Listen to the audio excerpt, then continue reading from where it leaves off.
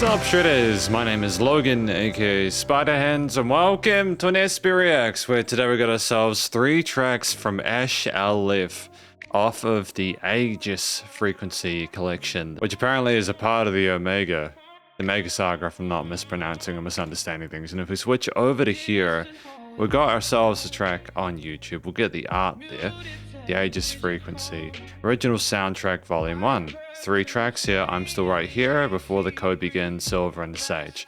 Just before I get into it, just so that I understand it correctly as well, because apparently this is what's known as a multi-sensory journey. This is the official soundtrack companion for the epic fantasy novel series, the Omega Saga. It's designed to accompany the reading experience and provide deep thematic scoring to the books, which is a cool idea. I quite like that. There is like an entire backstory to it, which we'll go into at the end, just so that I have a bit more kind of like understanding of it as well alongside it. But before we go any further, let's get started. We're going to listen through each of these tracks from start till finish, and we're going to hear what we think. Starting with I'm Still Right Here, let's go.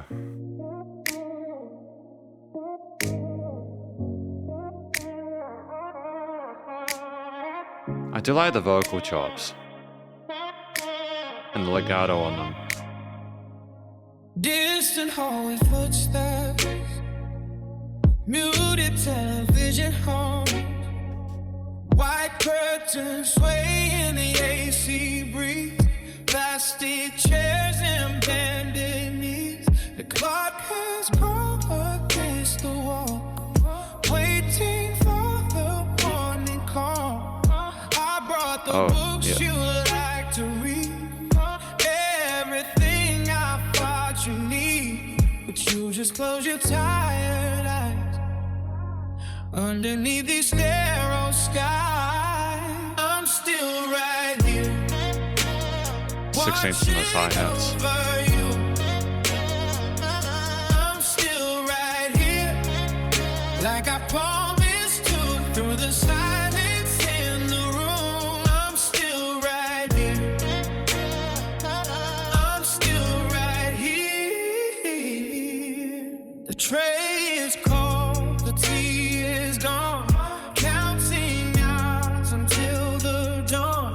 A nurse goes by with heavy tread, adjusting pillows by your head. I reach out for your quiet hand, trying hard to understand how the world keeps moving fast while we're waiting for the past. I'm still right here, watching over you. I'm still right here, like I promised to, through the silence in the room. I'm still right here, I'm still right here. I mean, the vocal lines, the melodies are pretty. But every floorboard sounds like rain. I'll stay awake to keep the light burning through the darkest night. I'm still right here, watching over you. I'm still right here, like I promised to, through the silence in the room. I'm still right here, oh, I'm still right here, I'm still right here, still right here,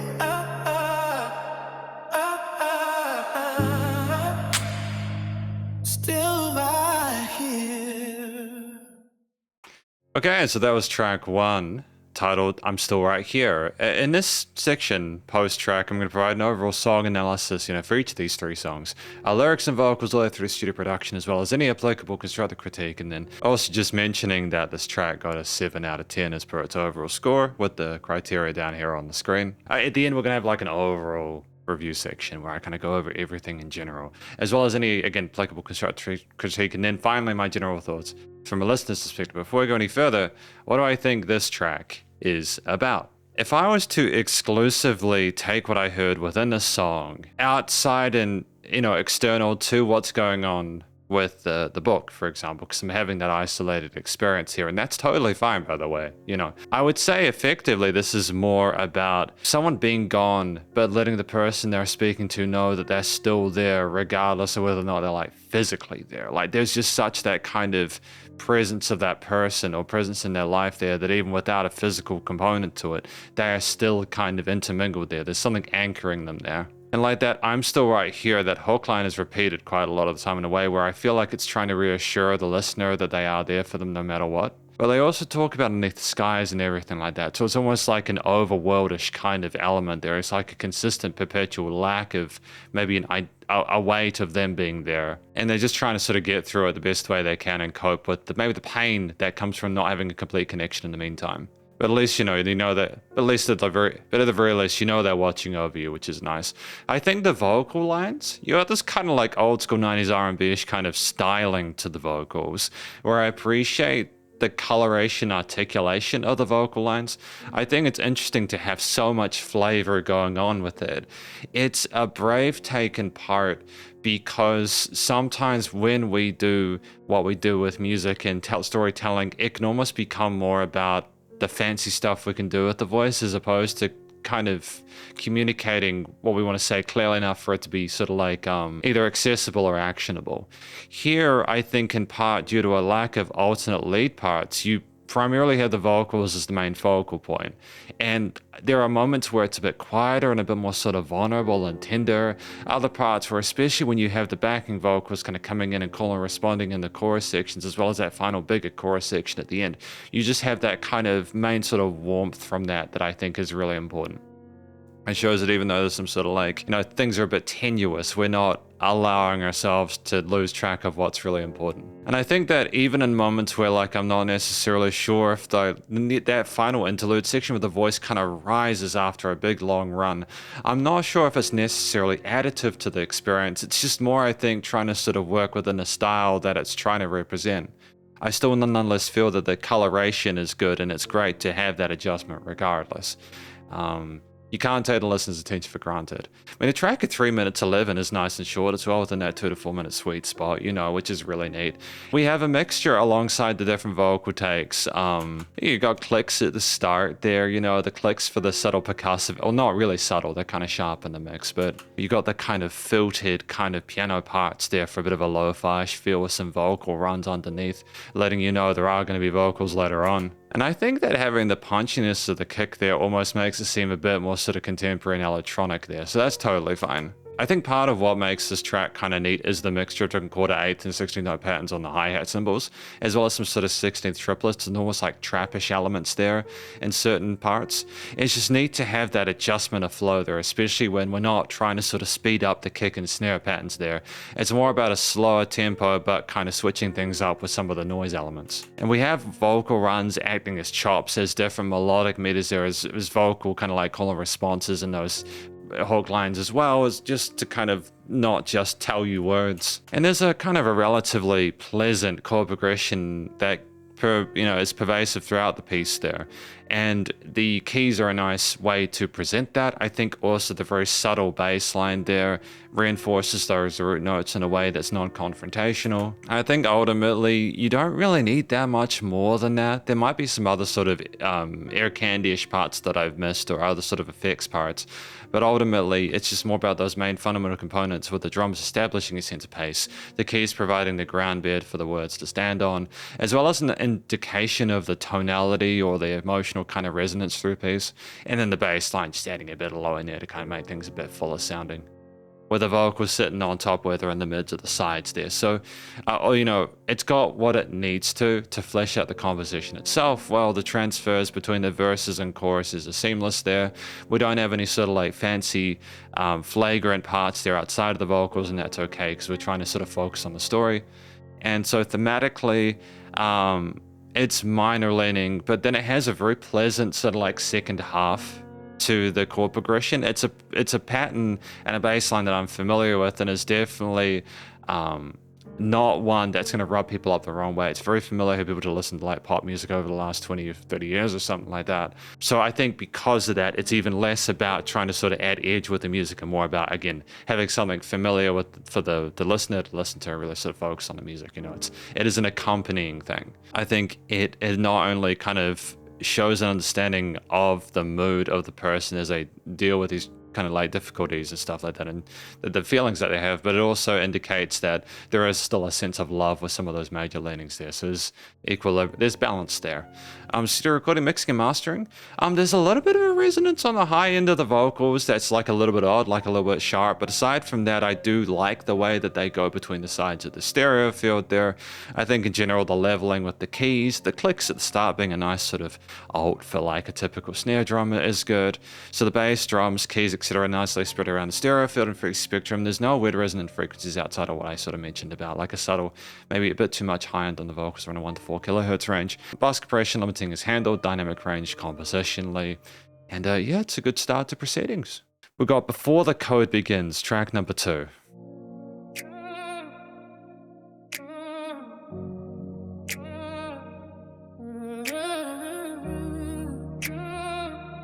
We've got a similar kind of drum kit to it, don't we? They built a city out of silver and stone. They drew up blueprints for the path you're supposed to go. They put the weight of tomorrow right inside your tiny hand before you were old enough to even stand. But when I look at you sleeping, oh, the world outside just fades. I don't care about the kingdoms or the empires that nice push to the kick though, eh? to them your lineage, a spark inside the scheme. But to me you're just my child, sleeping in a dream. And they can write the rules up in the sky so high. They can map out every star before you even try. But they don't know the promise that a father makes, to stand right in the middle of the storm until it breaks. Oh damn, man. The cold begins. Long before the sirens blow, I will be the steady ground everywhere your small feet go. If the spikes start to shatter, if the sky begins to fall, I will be the shield that stands between you and it all. They can have the universe, they can have the crown, but I won't let the weight of it, oh God, drag my baby down.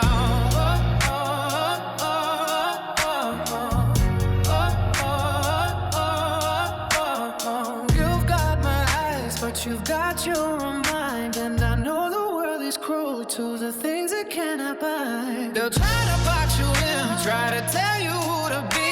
They'll try to make you carry things that belong to them and me. But I will let them call me a villain, let them call me a fool. If it means I keep nice you safe harmony from there. their gold and silver rule, I'll build a wall of fire around the innocence you hold, to keep you warm inside a world that's turning cold. Roll your way, my beautiful star. Don't you be afraid.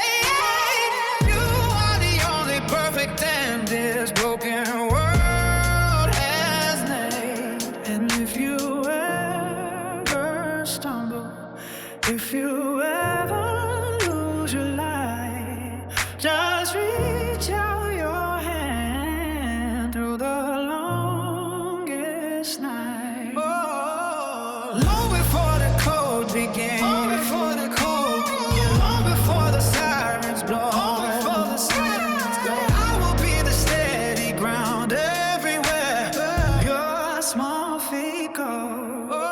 If the sparks start to shatter, if the sky begins to fall, I will be the shield that stands between you and it all. They can have the universe, they can have the crown, but I won't let the weight of it, oh God, break my baby down. It does come down to being like a love story, doesn't it? No one can wait outside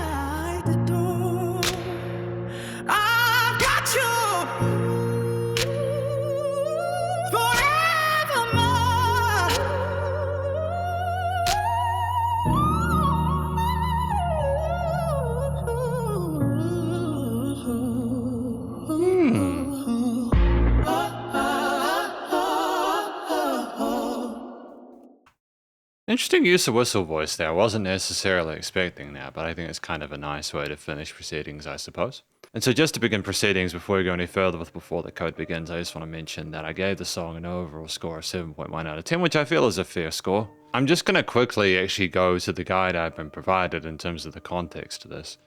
This music frames a universe where high-order entities known as the Shapers, Sovereigns, and Ascended manipulate reality and alter the cosmic code. However, these 3 tracks are entirely grounded in the perspective of a single character, Lyson. So Lyson, this is their perspective. So I think that before the code begins, is this the adjustment of the cosmic code, or is the cosmic code already begun, and so this is before they change it, and it's kind of changing in real time? Lyson is the heart of the groundedness universe. He is the everyday man we can relate to, fighting to protect his family and the people of his city against these insurmountable forces. So if we talk about I'm Still Right here, this is him being away to fight those forces, being there in person, thinking back to them. And Before the Code Begins is effectively saying, I'm off doing these battles, but I will make sure to be the shield as the sky falls and to protect you from it. I'll be there to sort of save things.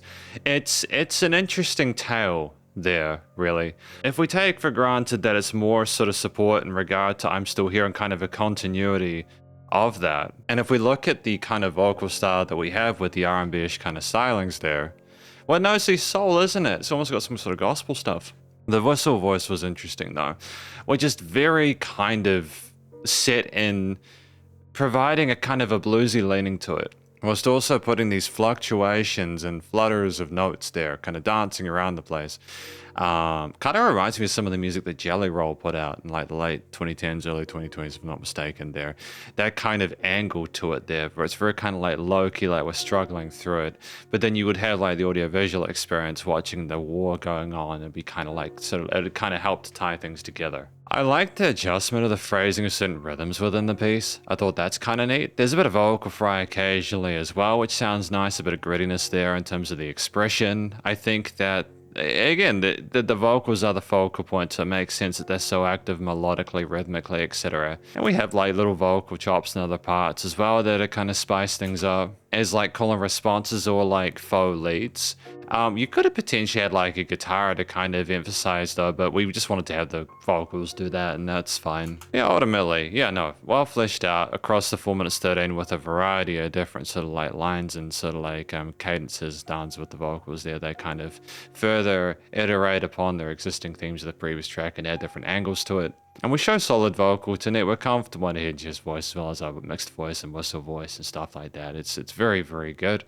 And so you're just left with the remainder of the track, which has some of those clicks and kick and sort of snare with the nice reverbs and sort of simple patterns we had in the prior track. We start with the occasional clicks, so we might have some kicks coming as well, but it's very minimalist aside from the vocal focus. I do like the resonance on the claps there, that kind of psh, that kind of like that.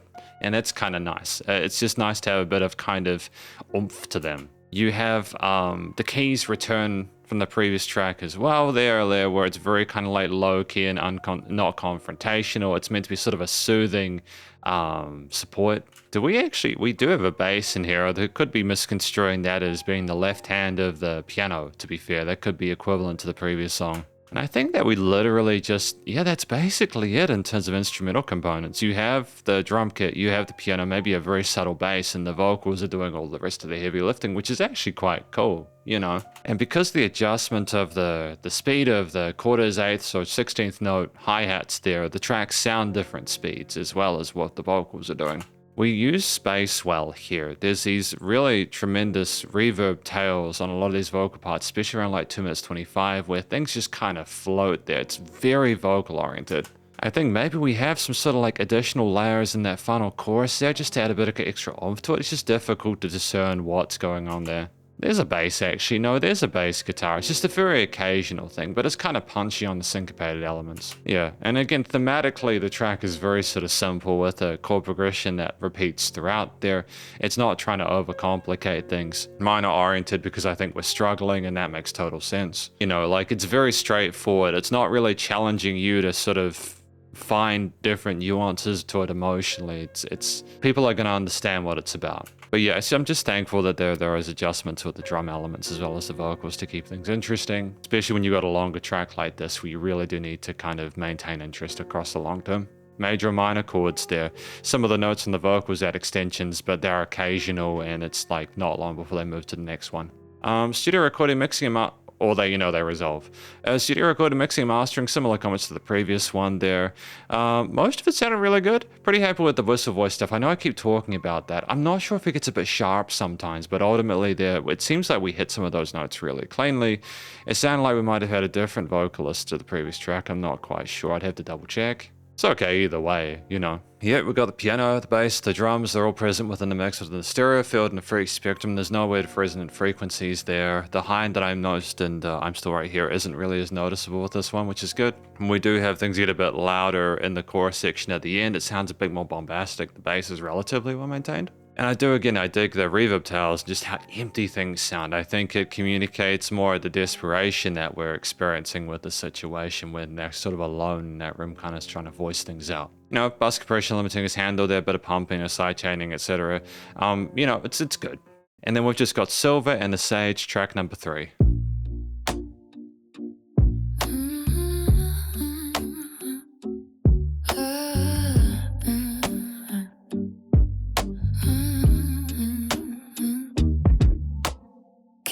On the counter, boots by the door. Don't wanna think about Silver no more. Left the logic at the gate, left the fire in the street. Now I'm just a man with a heart that skips a beat. You lean in the hallway, shadows on your face. The only quiet spot in this loud, crowded place. The tea is getting cold, but the room feels so warm. Just a little shelter before the storm. They argue in spires, talking about the code, but they don't see it carry half the load. The mending is a story for the sky, but you're the only reason I even try. Give me one more minute in the silver and the sage before the author turns another page. Yeah, I like the word, I like the rhyming there. Real. The only part of it, oh God, I can feel just a minute in the quiet before the light.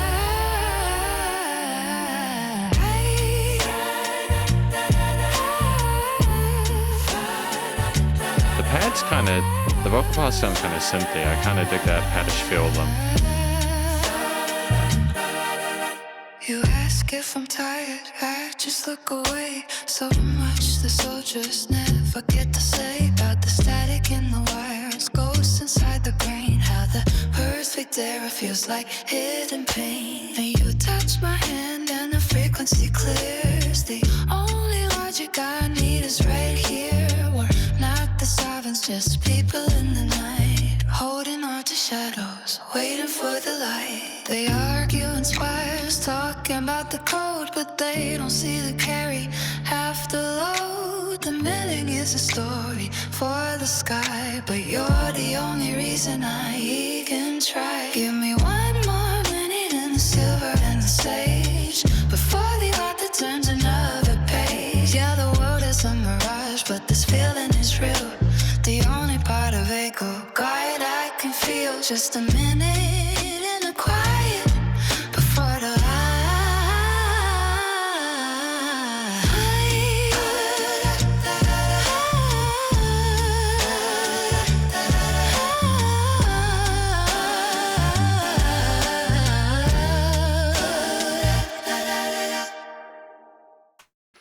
Okay, and that was Silver and the Sage, track number 3. So I gave this one 7.1 out of 10 based on the score at bottom, as per the previous 2 tracks. I think a lot of the fundamentals have been adhered to quite well with these tracks there. You know, a lot of it is good. I think in this one, I think the shorter form factor was nice because it was more vocal focused across the 3 tracks, but there was it was more compact, I think.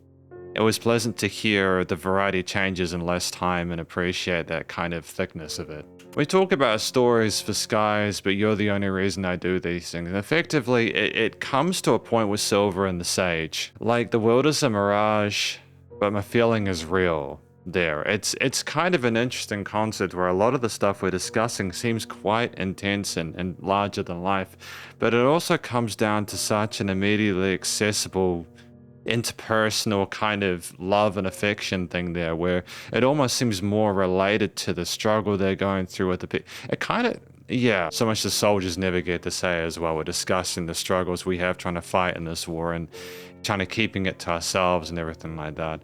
I think that kind of ties in neatly to I'm Still Right Here and Before the Code Begins.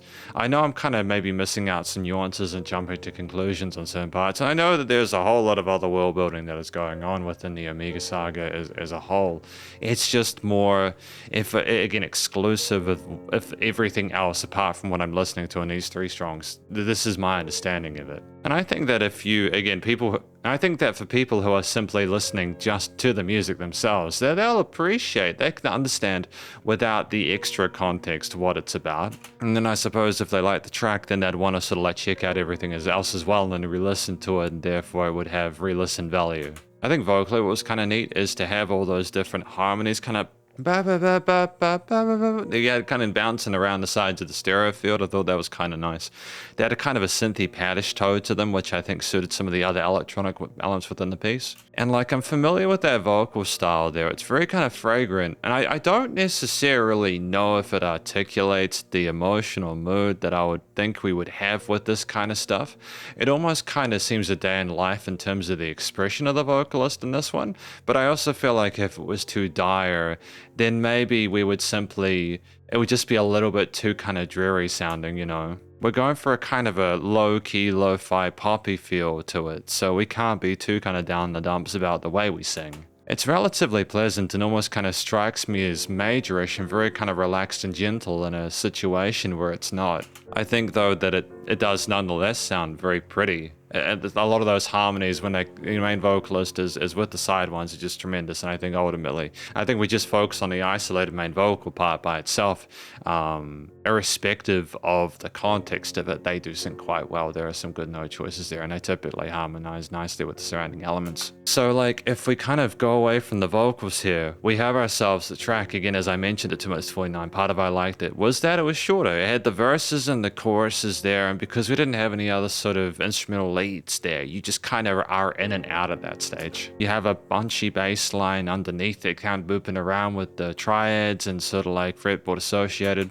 And I think that it follows neatly and loyally to the chord progressions that oscillate throughout the piece. It was nice to kind of have a bit more of a alternate tone to the percussion in this one. We kind of went straight into like a more blunt acoustic kit or a cajon than a kind of sound as opposed to the clicks, which is nice. It's great that we're sort of playing with different types of rhythm devices. And when we have those vocals, again, the side vocals, the backgrounds, providing that sort of synthy padding orient to it, the kind of groove there, filling up that mid to higher range there, just for the kind of drums to infer a very subtle 16th with the kind of shuffle or swing to it. It's just kind of joyous, I suppose. I think a lot of that is the bass, to be fair, as it bounces around. But yeah, honestly, like outside of some of the bass and drum parts, there might be keys that are missing. I think it may be even be more sort of instrumentally minimalist than the previous two tracks. Yeah, I think it's literally just that most of the harmonic and melodic devices here exclusive of the bass are the vocals there.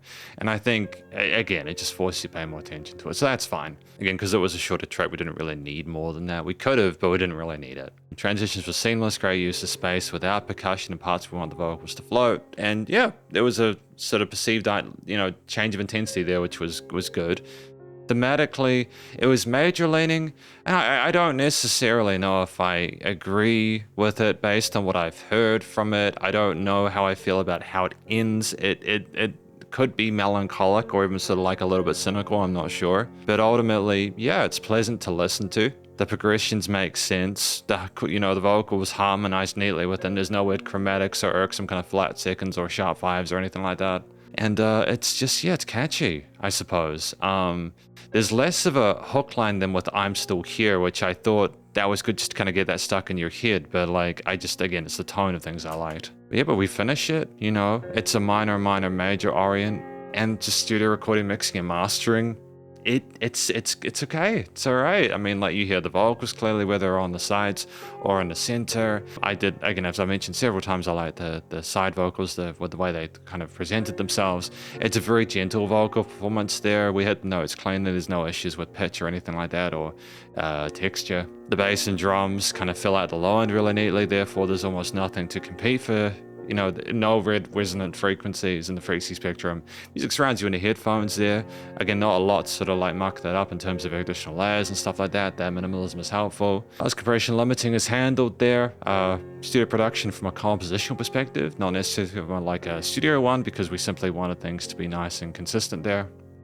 And we're going to talk about these 3 tracks more in the conclusion. Because welcome to the conclusion of my review of these 3 tracks from Leif off of the Aegis Frequency collection from the Omega Saga. In this section, I'm going to provide an overall song analysis of these 3 tracks, from lyrics and vocals to studio production, as well as any applicable constructive critique, and then my general thoughts from a listener's perspective. But before we go any further, I also just need to mention that I think this has got an overall score of 7.1 out of 10, which I feel is a good score. You know, it's not a bad score at all. You know, a lot of fundamentals are adhered to, but what do we think these tracks are about? So as we discussed, and as I have been provided, this music frames a universe where high-order entities, known as the Shapers, Sovereigns, and Ascended, manipulate reality and alter the cosmic code.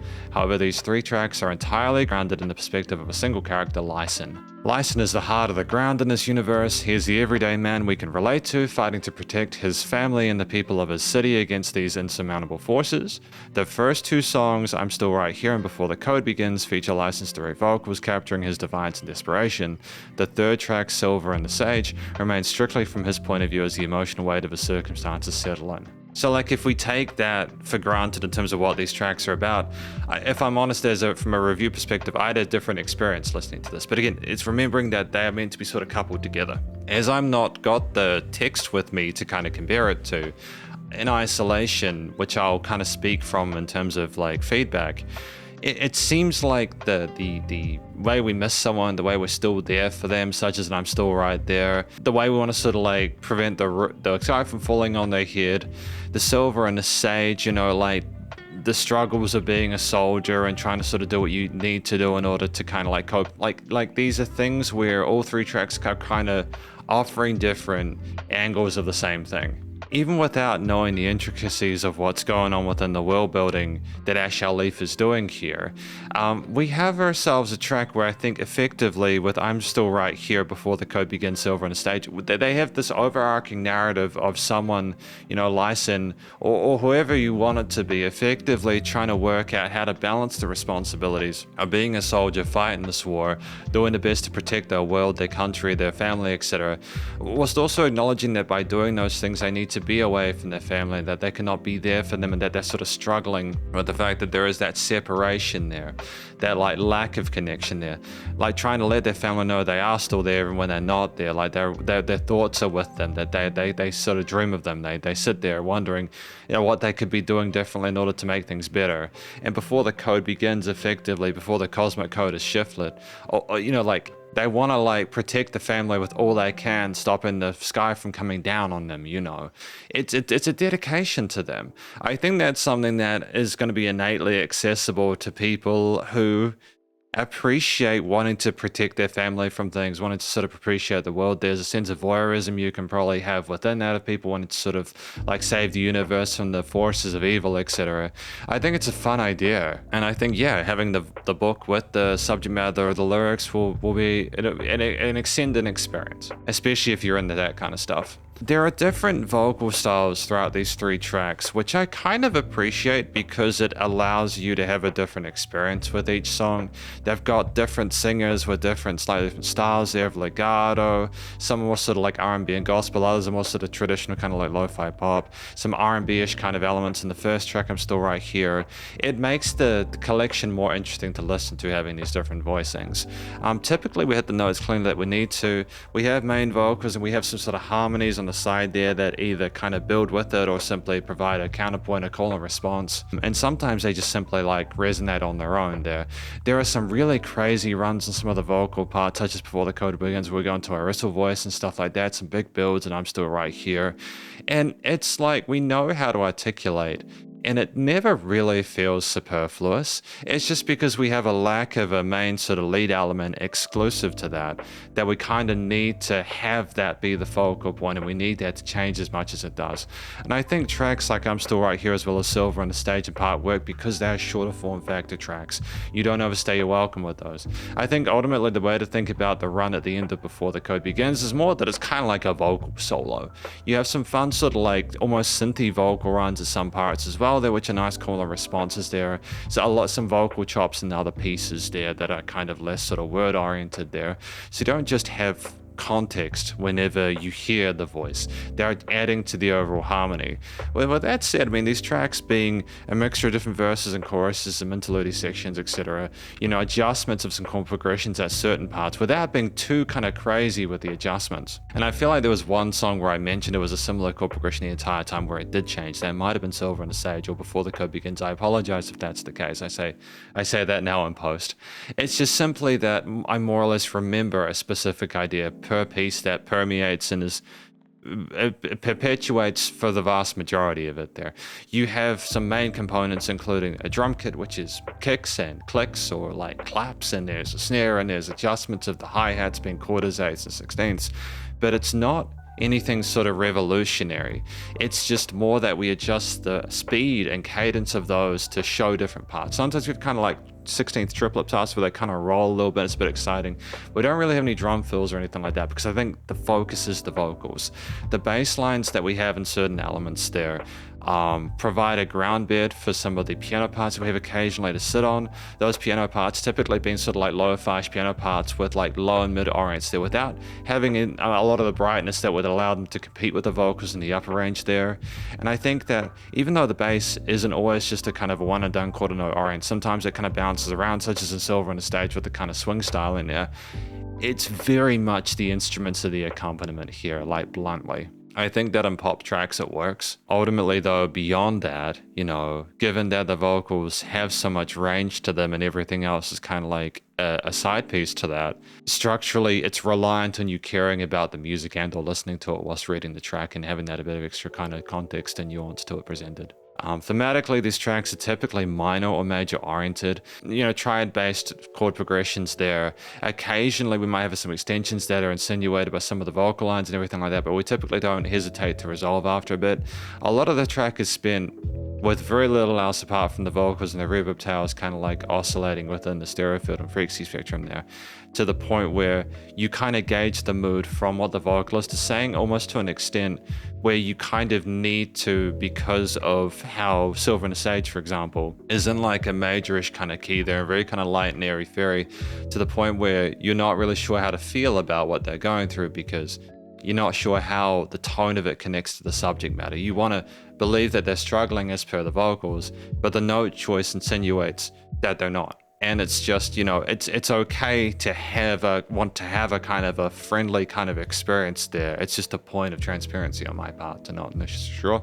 With the understanding that I know that if it was too blunt, it might be a little bit too dire to listen to and a little bit kind of unconventional in comparison to the prior two tracks. Studio recording, mixing and mastering, typically happy with it. I think that the vocals and I'm Still Here were pretty good for the most part. There's a bit of like high-end resonance to some of these tracks. I think it was just more that there was a bit of a shimmer that I wasn't used to. The vocals and the sides there, like there were some parts where it was a little more synthetic and I didn't mind it so much, like Silver and Sage, where it kind of sounded paddish with the background vocals, with the rhythm and phrasing of it that kind of popped in and out there. You surrounded you in the headphones though, back in the main vocals and the side parts there, the bass, the drums, etc. Reverb tails and echoes on those. The keys, it's in the vocal chops and other bits of ear candy stuff we had there. It was cool, things generally leveling was fine. Bit of pumping, bus compression limiting is handled there, and you had plenty of space and dynamic range from a compositional perspective with the studio side being quite glued. I've spoken about any applicable constructor treat before this point, and a lot of it is simply kind of minor things, again, like the resonance and the high end of I'm Still Here for the vocals, or the Silver on Stage theme not necessarily being congruent to me, but that's more of a subjective thing, and I understand the nuance behind that. From a final generalist perspective, it's an interesting one. I firmly believe that Ash Al Leif's collection here, the Aegis Frequency, is best enjoyed with the soundtrack and novel. I think you need both of those at the same time to sort of fully appreciate it. That's not me trying to sell you it. It's just me sort of providing my thoughts on it from a reviewer's perspective there. And I think that that's kind of like an interesting position to be in there, where I respect that that is an additional thing, and I like that we're trying to world build and provide a different experience. I feel like we could have been a little bit more sort of like pointed with some of the references that we had there, because if I wasn't aware there was a novel associated, I might not have necessarily been as accurate with my understanding of it as I was with the help. But again, you know, if you give too much away in the song, people might not want to read the novel, so I get it. But either way, I wish everyone involved all the best of luck in future with the musical and their writing-based endeavors, because thank you for watching my review of these tracks off of the Aegis Frequency collection, off from the Omega Saga, work by Ash Al Leif. Hopefully you enjoyed it. If you did, please go show them some love via their various social medias and Spotify page, and stay cool and stay safe, and please remember to support your local musicians and artists at this point in time, as you need the help more than ever to the crazy stuff going on in the world, and I will catch you in the next SP Reacts. Spiderhands out.